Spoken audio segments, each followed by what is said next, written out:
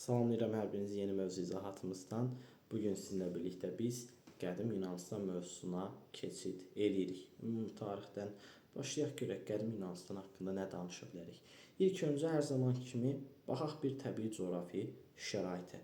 Görək Yunanistan təbii coğrafi şəraitinə görə neçə yerə ayrılır. Yunanistan 3 qrupa bölünür. Ərazisinə görə, təbii coğrafi şəraitinə görə Şimali Yunanistan, Orta və Cənubi Yunanistan. Bu şimalla Orta Yunanistan arasında bir keçid var. Fermopil keçidi, Fermopil boğazı yerləşir. Bu şimal Orta Yunanistanı bir-birindən ayırır. Digər bir hissə isə Orta Yunanistandan Cənubi Yunanistanı isə aradakı dar körfəzlər bir-birindən ayırır. Elə bilin ki, Balkan yarımadasının cənubunda yerləşən Yunanistan belə baxanda adaların birləşməsindən ibarət olan bir ərazidir. Tamam. Baxaq görək. Şimali Yunanistan antik dövrdə Fessaliya adı ilə tanınıb. Orta Yunanistan Attika adlanır. Cənubi Yunanistan isə Peloponnes adlanır. Bunları da vurğuladığımıza görə artıq keçid edək. Biz danışaq nədən? Görək Afinada, Spartadan ilk Avropa mədəniyyətinin beşiği haqqında danışaq. Başladıq Krit mədəniyyətindən. Eradan əvvəl 3-cü minilliyin birinci yarısında Avropada bir mədəniyyət, Krit mədəniyyəti formalaşır. Krit Avropada ilk dövlət yaranan adadır. Bunu yadımızda saxlayaq. Krit Avropada yaranan ilk dövlətdir. Avropa mədəniyyətinin beşiği belə adlandırılır. Baxaq görək bu Kritlilər nə işlə məşğul olublar. Krit hal-hazırda Aralıq dənizində bir adada yerləşir ərazi olaraq və bu ada ərazisində deməli biz nələrdən söhbət eləməliyik? Bunlar nə işlə məşğul olub? Təbii ki, ada ölkəsidirsə, bunlarda balıqçılıq və gəmiçilik yaxşı inkişaf edib. Kritlərin özlərinə məxsus yazıları belə olubdur. Həmçinin onlar belə deyək ki, divarlarında saraylar inşa ediblər və həmin sarayların divarına freska adı ilə tanıdığımız yazılar, belə deyək, şəkillər yazıb yerləşdiribdilər.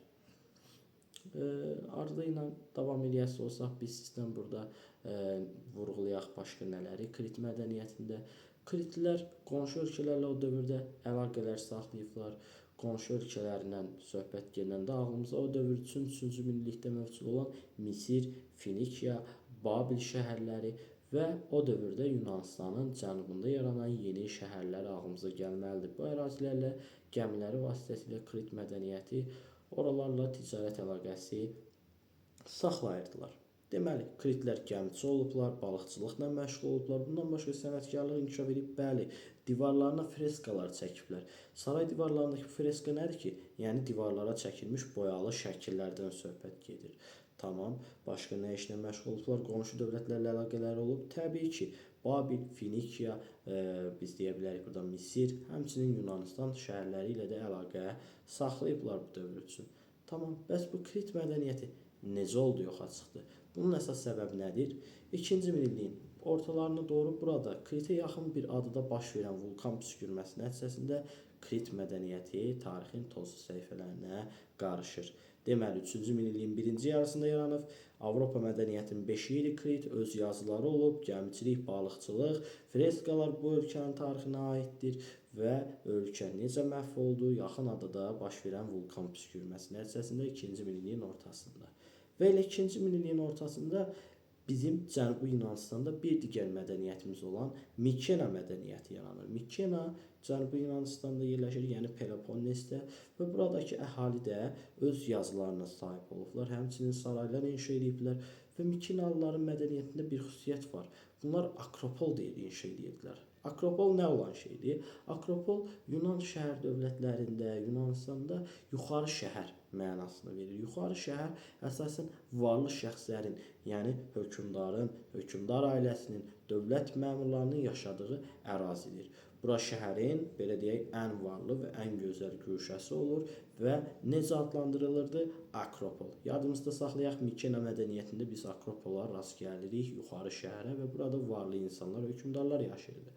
Akropolda hökmdarların yaşadığı yerdən biraz yaxın yerdə sərdabələr olurdu. Sərdabələri biz Misir tarixindən tanıyırıq və bunu biz bilməliyik ki, sərdabələrdə təbii ki, ölmüş hökmdarlar və yaxud digər varlı şəxslərin, tayfa başçılarının qəbirləri olurdu, burada gizlədilirdi və bu bizim Mikena mədəniyyəti ilə Misir mədəniyyəti üçün oxşar cəhətimizdir ki, hər ikisində sərdabələrə, yəni gizli qəbir abidələrinə biz rast gəlirik. Sərdabələri yadımızda saxladığımıza görə davam edək.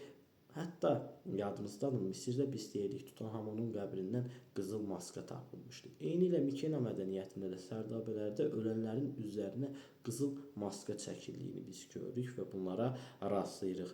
Misir mədəniyyəti ilə oxşarlığımız Mikenada oldu sərdabə şəklində dəfn olunmalar. Tamam, bəs Mikenalılar balıqçılıq, ovçuluq, belə deyək, sənətkarlıq, kənd təsərrüfatı ilə məşğul oldular. Təbii ki, hər halda məşğul olubdurlar.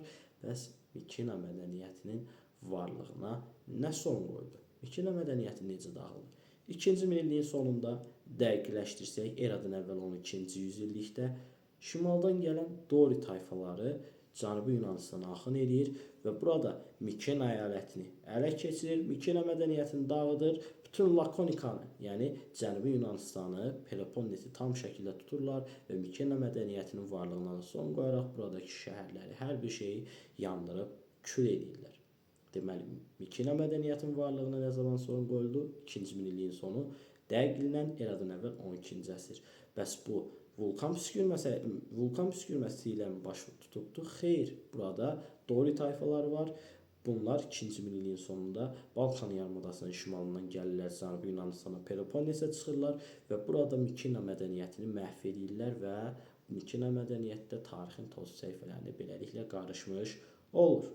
Biz indi isə danışmağa başlaya bilərik artıq. Nədən? Artıq keçid edirik şəhər dövlətlərimizə. Eramızdan əvvəl 8-ci əsr, yadımızda saxlayaq bu tarixi. Eramızdan əvvəl 8-ci əsrdə Yunanistanda ilk polislər yaranır. Polis şəhər dövlətlərin bir digər adıdır. Polis deyəndə ağlımıza Yunanistanda dövlətlər gəlməlidir. İlk polisimiz, yəni ilk şəhər dövlətimiz hansılardır yaranan Yunanistanda? Afina və Sparta. Biz indi birinci danışırıq Afinadan. Afina şəhər dövləti nə zaman yaranıb? Eradan əvvəl 8-ci əsrdə. Bax görək, Afina şəhər dövləti Yunanistanın harasında yerləşirdi? Attikada. Attika deyiləndə Yunanistanın hansı hissəsi nəzərdə tutulur? Orta Yunanistan. Tamam, baxaq görək Afinalılar nə işlə məşğul oldular. Eradan əvvəl 8-ci əsr Afina şəhər dövləti yarandı və Afina şəhər dövlətində digər Yunan şəhər dövlətlərində olduğu kimi əhali 2 qrupa bölünürdü. Birinci qrup aristokratlar, ikinci qrup isə adlanır nə? Demos. Aristokratlar kimdir? Demoslar kimdir? Aradakı fərqə diqqət edək. Aristokratlar özlərini yaxşıların hakimiyyəti adlandırırlar, öz hakimiyyətlərinin üstə gələk. Bunlar adlı sanlı insanlardır. Zadəgan ailələrinə mənsub olan kəslərdir. Və bunlar Yunanistanda bütün demək olar ki 8-7-ci əsr boyu Yunanistanda olan bütün şəhər dövlətlərində hakim mövqedədirlər. Yəni bütün hər bir şey dövlətin idarə olunmasından tutmuş, bütün torpaq mülkləri filan, bütün var dövlət hamısı bu aristokratların, adlı sanlı adamların əlindədir və onlar özlərinin belə deyək, hakimiyyətlərini nə adlandırırlar? Yaxşıların hakimiyyəti. Oldu aristokratlar. Bunların sayı həmçinin az. Hər bir şəhər dövlətdə aristokratların sayı daha az olur. Təbii ki, hər dövr üçün yoxsulların sayı necə? Daha çox olar. Baxırıq indi isə demos. Demos deyildikdə isə aristokratları çıxmaq şərti ilə Afinada olan bütün azad əhali nə adlanır? Demos adlanır. Yadda saxlayaq. Tamam, Demosda bütün azad əhali oldu. Demosun vəziyyəti necədir bu dövrdə?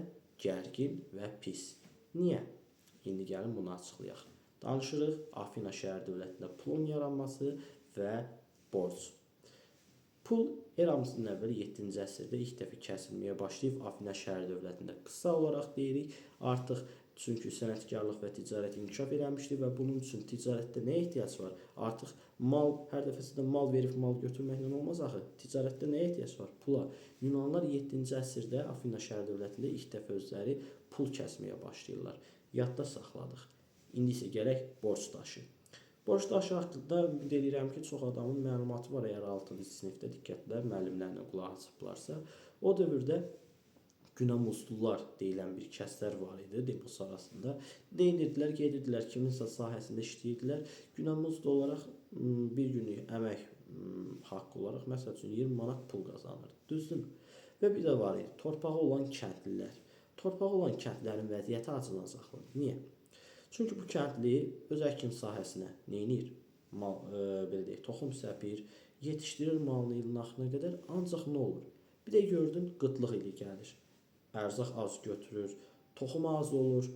Quraqlıq olanda nə eləməli olur kəndli? Ailəsini saxlamaqdan ötəri nə eləməlidir? Gedir məcbur aristokratın yanına və ondan borc alır. Və bu zaman nə baş verir? Aristokrat bir dənə böyük qayanı götürür, bir dənə də mirzə. Gedirlər kəndlinin sahəsinə, torpağın düz ortasına bir dənə qaya qoyurlar. Mirzə, yəni yazı yazan başlayır orada yazmağa. Borcun verilmə tarixi, borcun miqdarı, borc nə zaman qaytarılacaq? Müəyyən müddət verilir. Tutalım, bir il ərzində kəndli borcu aristokrata qaytarmalıdır. Əgər ki, həmən borc daşında göstərilən müddətdə kəndli öz borcunu aristokrata qaytara bilməsə, qanunla o ailəsi ilə birlikdə, diqqət, ailəsi ilə birlikdə qula çevrilirdi. Afinada borca görə qula dönüşmə belə baş verirdi. Bu oldu borca görə qula çevrilmə hadisəsi Afina şəhər dövlətində. İndi baxaq Afina şəhər dövlətinin idarəçiliyinə. Afina şəhər dövlətini kimlər idarə edir? Təbii ki, az öncə aristokratlardan danışdıq, adlı sanlı adamlardan və indi burada vurğulamalıyıq ki, aristokratların üstünlükləri nədir? 1. Varlı şəxslərdir. 2. Həddindən artıq torpaq sahələri var. 3. Siyasi hakimiyyət tam bunlara aiddir. Yəni dövlətin idarəçisi bunlardır və 4-cüsü təbii ki, demosları özlərinə tabe ediblər. Demos, yəni bütün azad əhali, Attikanın bütün azad əhalisi o dövrdə eradan əvvəl 8-7-ci əsrlərdə tam şəkildə aristokratlara tabe olunmuşdu. Yadda saxladıq. Aristokratların 4 üstünlüyü nədir? Varlıdırlar, iri torpaq sahələri var və siyasi hakimiyyət onların əlindədir, dövləti onlar idarə edirlər və bütün azad əhalini Attikanın, yəni Orta Yunanistanın bütün azad əhalisi onlara tabedir. Tamam, baxaq görək burada nə baş verir, dövləti necə idarə edir Afinalılar. Burada əsas iki idarə etmə orqanından söhbət aparırıq biz. Ağsaqqallar Şurası və Xalq yığınacağı. Birinci başlayaq Ağsaqqallar Şurasından. Ağsaqqallar Şurası nədir? Ağsaqqallar Şurası dövlətin ali idarə etmə orqanıdır. Ali nədir? Yəni üstün idarə etmə orqanı. Bu əsas işə baxan orqan, hakimiyyət orqanı Ağsaqqallar Şurasıdır. Ağsaqqallar Şurasında kimlər iştirak edir? Təbii ki, siyasi hakimiyyət kimdə idi? Aristokratlarda.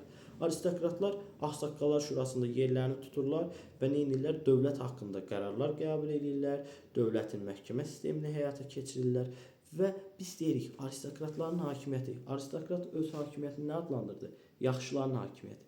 Digər bir adla özlərini necə adlandırırlar? Biz bu dövrdə aristokratların Afinanı idarə elədiyi dövrə deyirik oliqarxiya dövrü. Afinada oliqarxiya dövrü. Oliqarxiya sözünün mənası azlığın hakimiyyət deməkdir.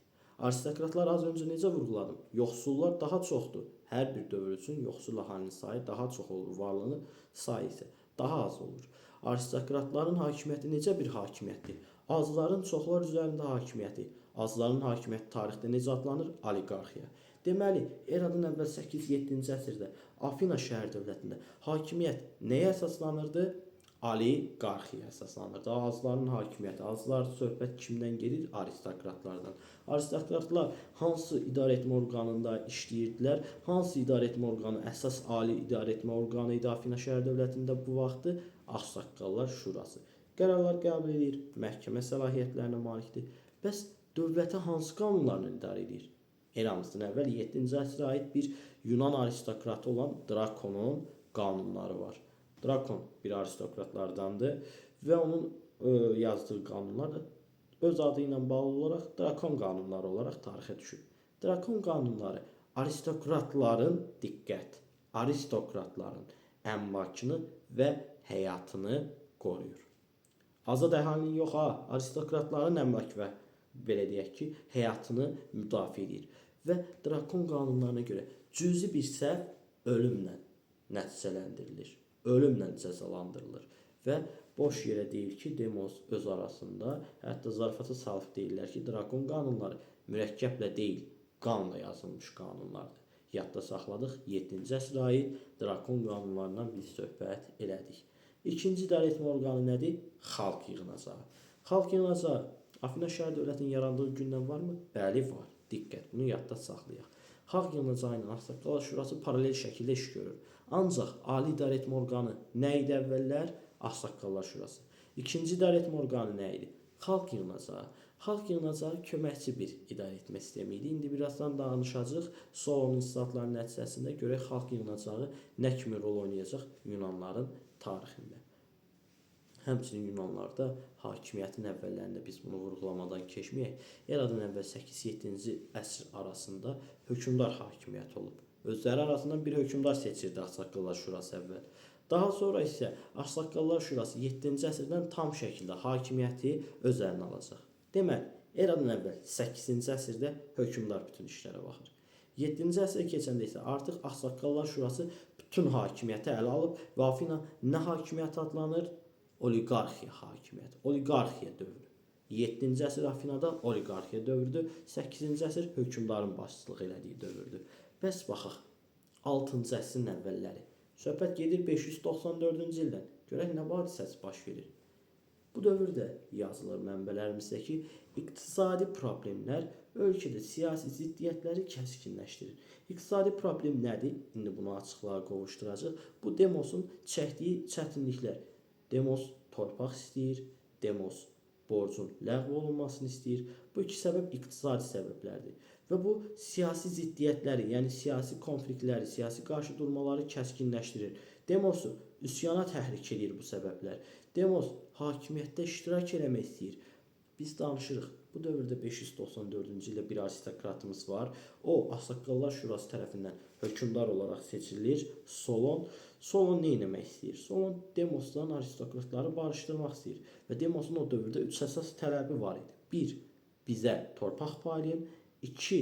Bizim, belə deyək, borclarımızı, torpağa görə olan borclarımızı ləğv edin. Və üçüncüsü, bizə də hakimiyyətdə yer verin. 3 əsas tələb nə oldu Demos tərəfindən?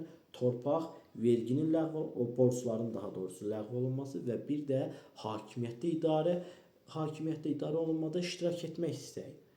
Demos görürlər ki, artıq üsyana hazırlaşır və aristokratlar məcbur qalır, neynirlər?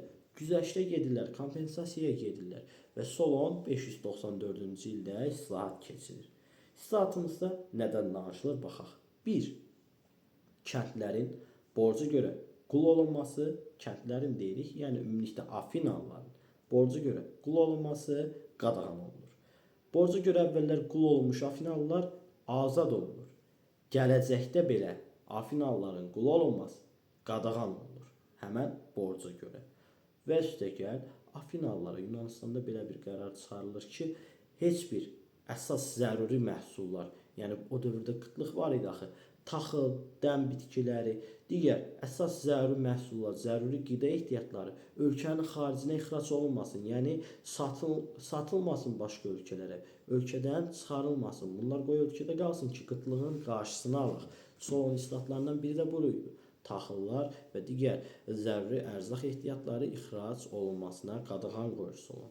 Və bundan başqa Solon bütün Afina vətəndaşlarını, söhbət kişilərdən gedir, qadınlar bu dövrdə biz hələ ki hüquqlu saymırıq, bütün azad kişi əhalisini vətəndaş adlandırır.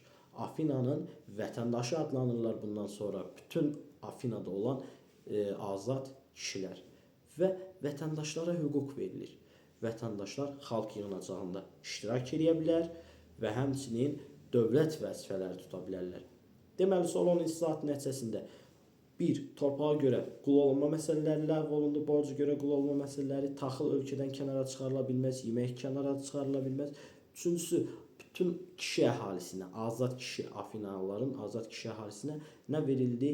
Azadlıq, daha doğrusu vətəndaşlıq hüququ verildi. Və bundan başqa vətəndaşlara nə hüquqlar verildi? Dövlətin idarə olunmasında iştirak eləmək, həmçinin xalq yığınacağında iştirak eləmək. Sual düşür sizə. Nə zamandan Afinada əhali artıq, vətəndaşlar vəzifə tuta bilərdilər? Demos artıq vəzifə tuta bilərdi. Buna nə zamandan icazə verilib? Cavabımız olmalıdır Solonun islahatından bəri. Oldu, yadda saxladıq. Ancaq bir şey var. Solonun islahatları bütün bu ziddiyyətləri həll edib qutara bilmir. Səbəb, Solon bütün ziddiyyətləri həll eləmədi. Solon bir dənə ayrı seçkilik qoydu. Yoxsullarla varlı vətəndaşlar arasında. Belə ki, o deyir ki, yoxsul vətəndaş siyasi vəzifə tuta bilməz. Yəni sən əgər ki, yoxsulsansa, əmlakın azdırsa, əmlak cəhətdən kasatsansa, nə etməlisən? Siyasi vəzifə tuta bilməzsən. Yəni belə deyim də, deputat ola bilməzsən. Məsəl üçün bugünkü dillə desək, vəkil ola bilməzsən, deputat ola bilməzsən və ya heç kəs səni hökmdar seçə bilməz. Dövlət idarə etməsində heç bir vəzifə tuta bilməzsən. Əmlakın azdırsa, yoxsulsansa, vəzifə tuta bilməzsən. Ancaq xalq yığınacağında iştirak edə bilərsən? Bəli, orada artıq varlı kasıb. Əmlakın varmı, yoxmu məsələsi yoxdur. 20 yaşına çatmış bütün azad əhali xalq yığınacağında iştirak edə bilərdi. Bütün azad kişi əhalisi iştirak edə bilərdi xalq yığınacağında. Bütün vətəndaşlar. Vətəndaş nədir? Vətəndaş dövlətin verdiyi hüquqlardan istifadə edib, dövlətin onun qarşısına qoyduğu vəzifələri icra edən şəxs vətəndaşdır. Yadda saxlayaq. Vətəndaş nə oldu? Dövlət tərəfindən verilən müəyyən hüquqlara sahib olub, dövlət tərəfindən verilən vəzifələri icra eləməli olan şəxs vətəndaşdır. Keçdik. Vətəndaşla qoyduq qırağa. Gəlirik indi isə danışırıq, son islahatını yekunlaşdırdıq. Afinada tiranlıq dövrünə. Baxaq, tiranlıq nədir? Tiranlıq bir nəfərin zorla hakimiyyəti qəsb etməsidir. Tiran da o hakimiyyəti qəsb edən hökmdara verilən addır. Tiranlıq rejimin adıdır. Zorla ələ keçirilir hər hansı bir hakimiyyət. Bu zaman bu olur tiranlıq. Hökmdar isə nə adlanır? Tiran. Baxaq. 6-cı əsrin əvvəlləri, yəni bu son islahatından bir müddət sonra Afinada aristokratlardan biri görün nə edir? Bütün hökmdarı devirir, xalq yığınacağında məğlubiyyətə uğradır və bütün hakimiyyəti Afinada ələ keçirir. Tək başına hökmdar olur. Nə Ağsaqqallar Şurasının qərarlarına qarışır, nə xalq yığınacağının qərarlarına qarışır. Bütün hakimiyyət tək tiranın əlində olur. Və tiranı bu dövrdə dəstəkləyən iki əsas təbəqə var. Bir, yeni yaranan varlılar, bunun haqqında birazdan koloniyalarda danışacağıq. İkinci isə, belə deyək, borcu olan kəndlilər, borcu olan Afinalılar daha doğrusu. Aristokratlara hələ də torpağa görə yox, başqa şeylərə görə də borclu olan şəxslər var idi axı.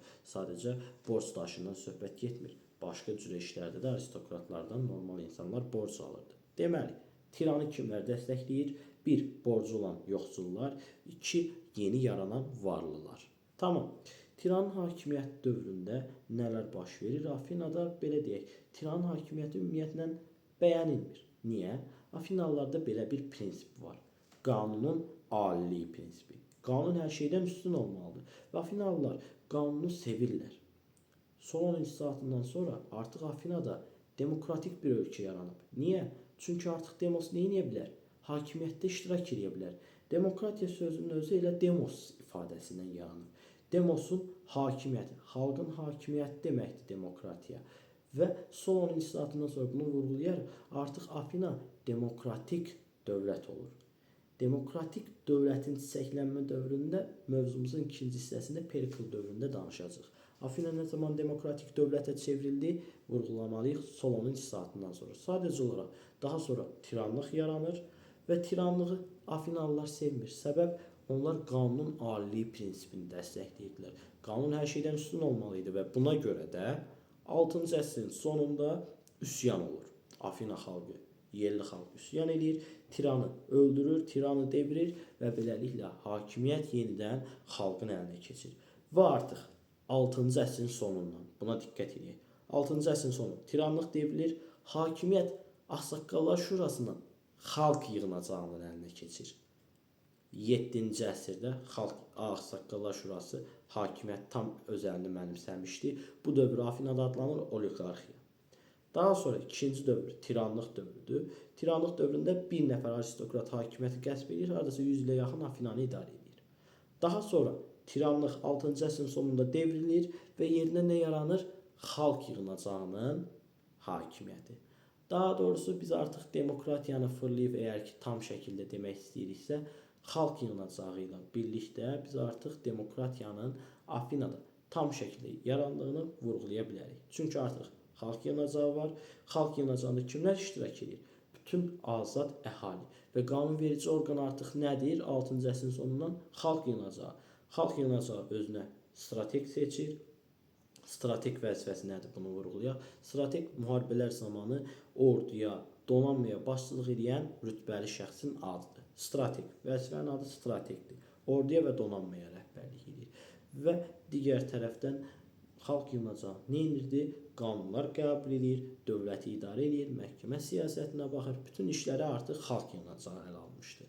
Deməli, ilk öncə bir dəfəndə beynimizdə toparlayaq. 8-ci əsrdə ilk zaman Afina şəhər dövləti yarandı. Hökmdar hakimiyyəti hələ ki var. Daha sonra 7-ci əsrdə Ağsaqqallar Şurası bütün hakimiyyəti ələ alır, oliqarxiya dövrü başlayır. Ta davam edir 6-cı əsrin belə deyək əvvəllərinə qədər, 594-ə qədər. Niyə?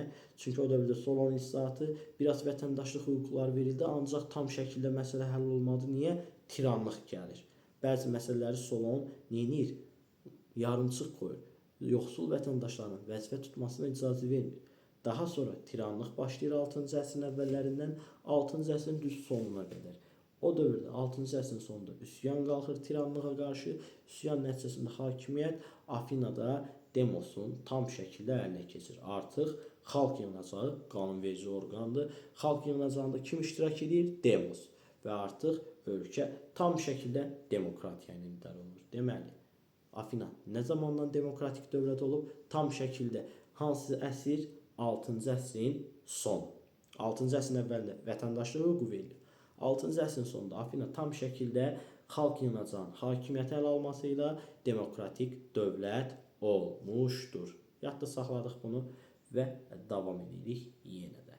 Birinci hissə hələ yekunlaşmayıb. Danışaq biz burada Sparta şəhər dövlətindən bir də Sparta şəhər dövləti.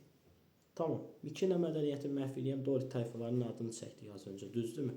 2-ci minilliyin sonu. Eradan əvvəl 12-ci əsrdə Balkan yarımadasının şimalından Yunanistana hücum edirlər. Cənubi Yunanistana xüsusilə Peloponnesə daxil olurlar Dorilər və Mikena mədəniyyətini məhv edib Lakonika əyalətini, Messeniya vilayətini tuturlar. Bu iki adını çəkdiyim vilayətlər hamısı Peloponnesdə yerləşən iki vilayətin, əyalətin adıdır. Yəni bugünkü dövrdən rayonda belə başa düşək. Bu iki əyaləti tuturlar və burada özlərinə yeni bir şəhər, Sparta şəhərini salırlar. Sparta şəhərinin əsası nə zaman qoyulub? Diqqət, şəhərinin 2-ci minilliyin sonu. Ancaq Sparta şəhər dövləti nə zaman yaranıb? Eradan əvvəl 8-ci əsrdə. Afina şəhər dövləti ilə eyni əsrdə Spartada da polis, yəni şəhər dövləti yaranıb.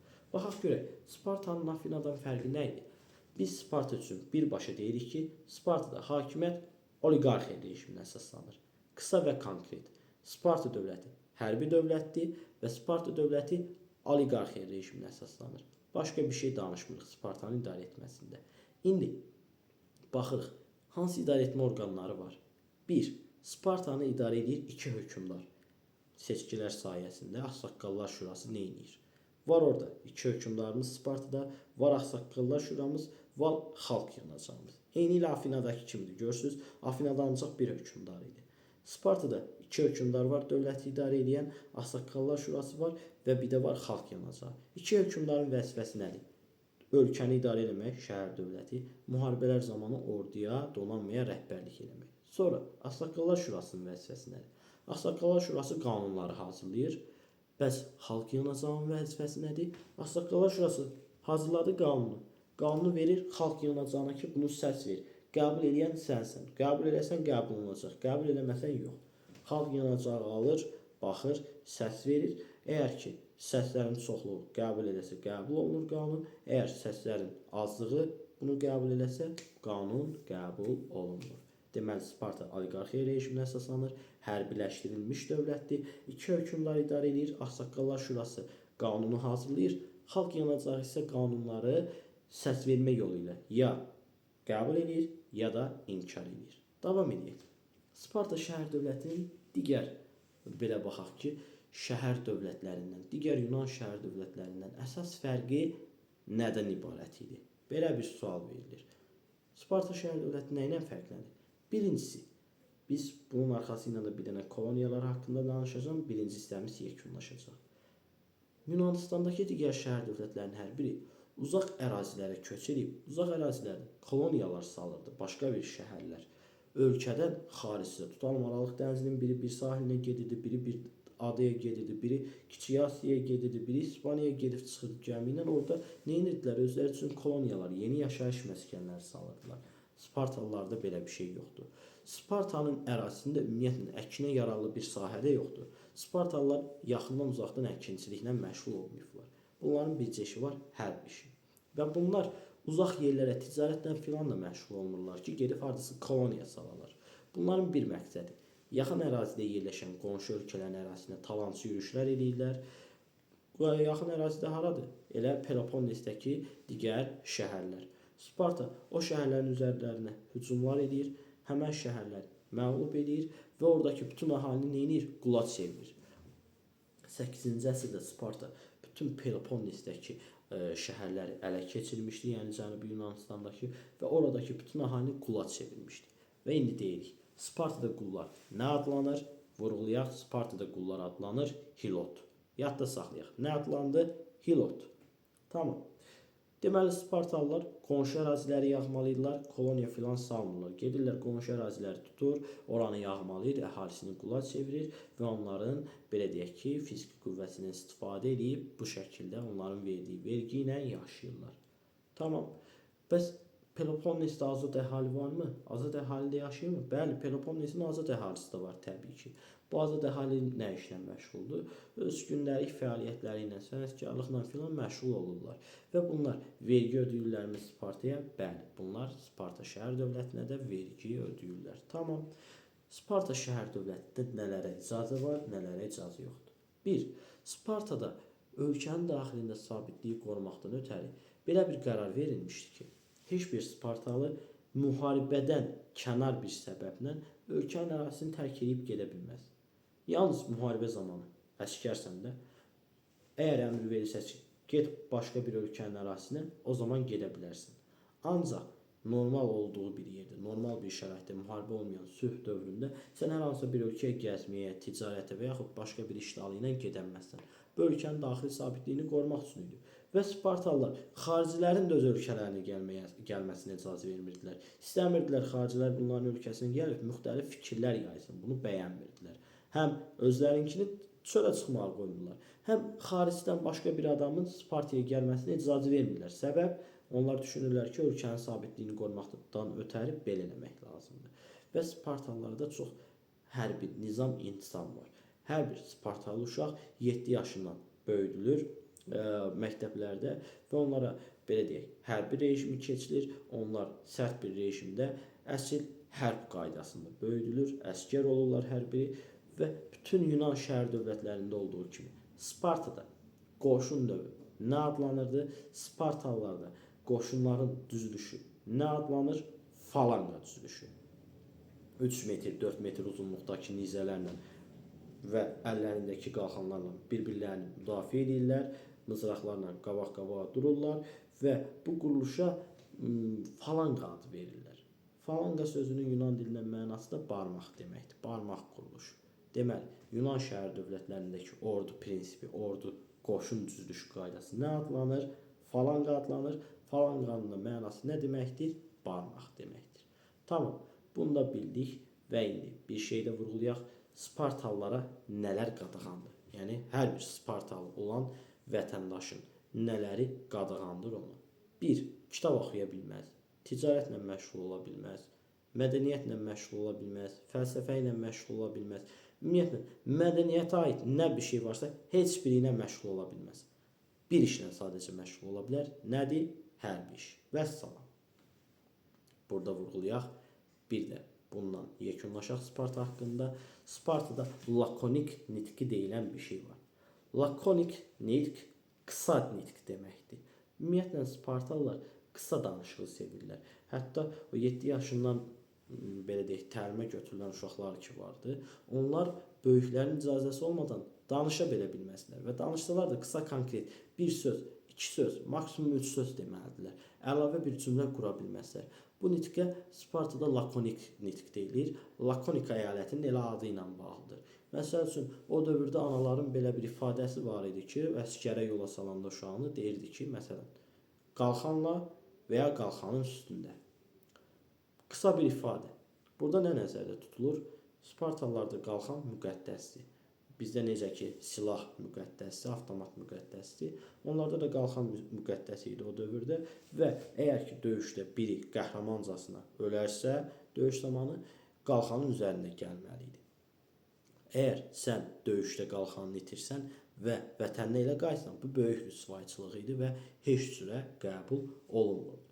Və buna görə analar da belə bir ifadə düzəltmişdilər ki, ya qalxanla, yəni ayaq üstündə rüsvay olmadan geri qayıdasan, ya da ölün qalxanın üstündə gələcək. Qalxansız olmaz.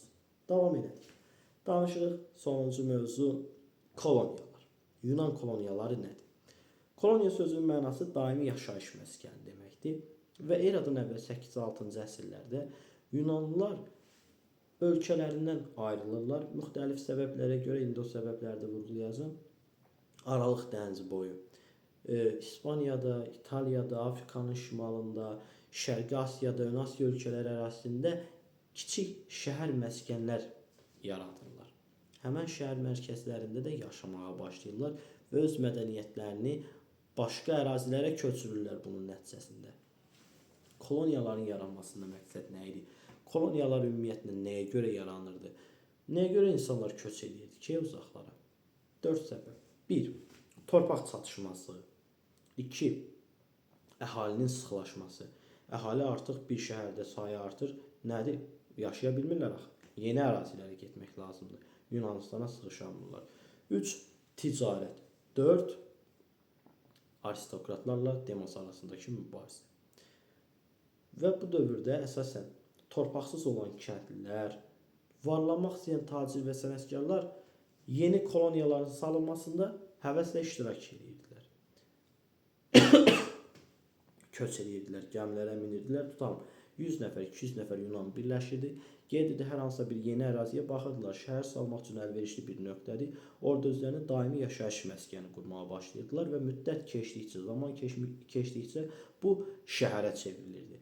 Və bir müddət sonra da artıq buranın bir hökmdarı olurdu, özləri arasından bir hökmdar seçirdilər və bu şəhər nəyə çevrilirdi? Polisə, şəhər dövlətinə və beləliklə koloniyalar, yeni, uzaqda yerləşən daimi yaşayış məskənləri, yeni şəhər dövlətləri meydana gəlir.